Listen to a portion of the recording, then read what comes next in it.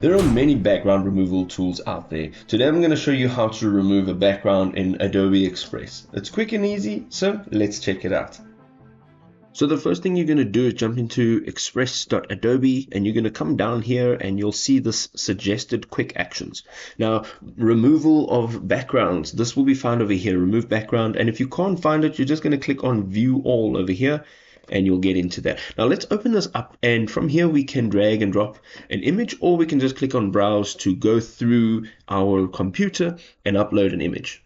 So as you can see, it's removed the background, but it's also removed parts of the image on the windscreen of this vehicle. So of course we don't want to download it as is, but if you want to restore this, you can go into the open in editor and you'll be able to restore this in the editor. Now the process is not just removing the background, but it's actually an erase and then a generative fill if your image is missing pieces like this.